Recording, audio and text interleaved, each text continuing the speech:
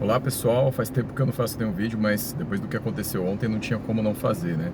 Então o anúncio do tarifaço do Trump mexeu com o mundo inteiro, praticamente todo mundo foi tarifado, né? O Brasil foi um dos que acabou sofrendo uma das menores tarifas, né? Foi de 10%, mas o mundo todo aí sofreu de alguma forma e não tem como não falar, né, das implicações e potenciais, né, do que esse tarifaço pode significar, né? Então, pessoal, a primeira coisa aqui que eu quero falar para vocês é que esse tarifaço está completamente de acordo com aquilo que pensa o Steve Bannon.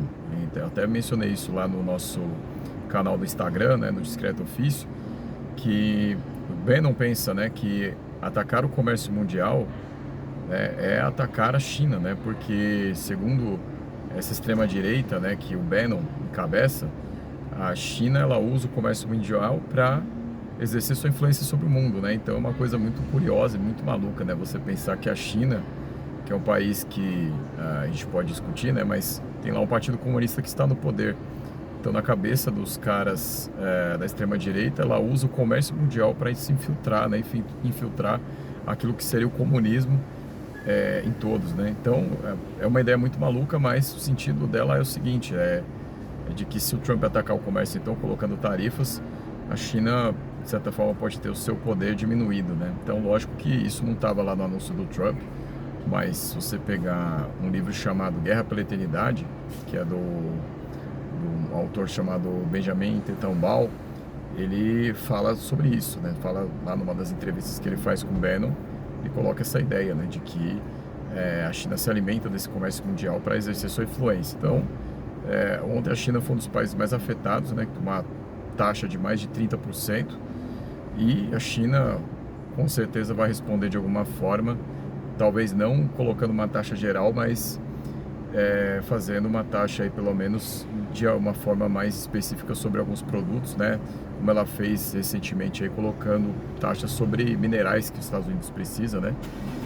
Então isso é uma coisa que eu queria falar. Outra coisa que eu queria falar também é que essa situação, pessoal, ela tem o potencial de ficar muito parecida com o que nós tivemos no século XIX, que foi a crise de 1873, que, pessoal, durou mais de uma década, né? E ela foi a grande responsável pelos países europeus fazerem a campanha do neocolonialismo, né? Que é a ideia de se expandir pela África e pela Ásia. Porque o que aconteceu na crise de 1873?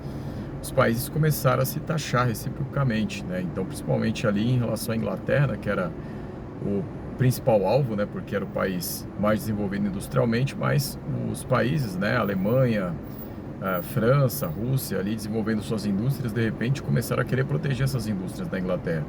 Então começaram a taxar a Inglaterra também começou a taxar essas economias, e isso levou então a uma estagnação do mercado europeu ali durante alguns anos. E aí uma solução foi você ter a investida contra a África e a Ásia, né, porque eles precisavam escoar essa produção, né, e também acabaram aproveitando para pegar mais matérias-primas das colônias africanas e asiáticas.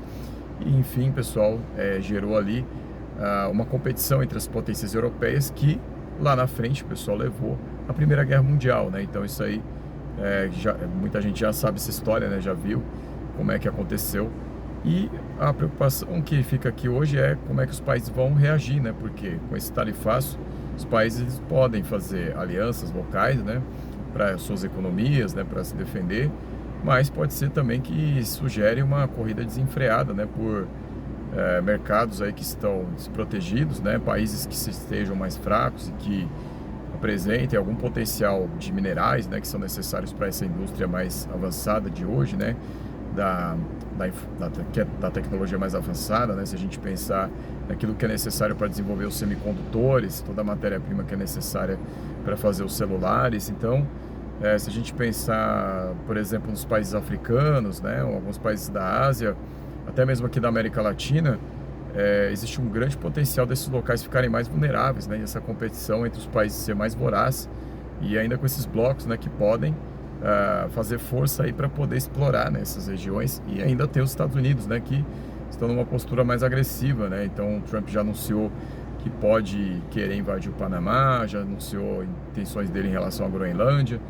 E, pessoal, a tendência é que, se seguir nessa toada, o mundo fica mais perigoso, né? Então, a gente vai ter que ver qual vai ser a reação dos países, mas é uma situação que tem um potencial muito perigoso, né, para o mundo. Então, pessoal, esse paralelo aí dessa situação atual com essa crise de 1873, né? Porque eu não vi, né, dos jornalistas que eu acompanhei, jornalistas de economia que eu acompanhei desde ontem, nenhum mencionou a crise de 1873, por isso que eu estou falando aqui para vocês. Porque eu vi eles falando, por exemplo, de que o Trump realmente acabou com aquilo que ficou acertado como ordem internacional no pós-guerra, né? Que, por exemplo, ali Bretton Woods, né, que significou a organização do mundo após a Segunda Guerra Mundial, onde foram criadas várias instituições ali para regular o comércio internacional, mas para manter essa ordem dos Estados Unidos, né, com o Banco Mundial, o FMI, o GATT, né, que é atualmente a OMC, que o Trump não quer nem saber, né? Então todas essas organizações elas estão sendo muito esvaziadas, né? E o Trump continua nessa toada, né? E tem tudo para que realmente seja aí o fim dessa ordem que nós conhecemos, né, desde a Segunda Guerra.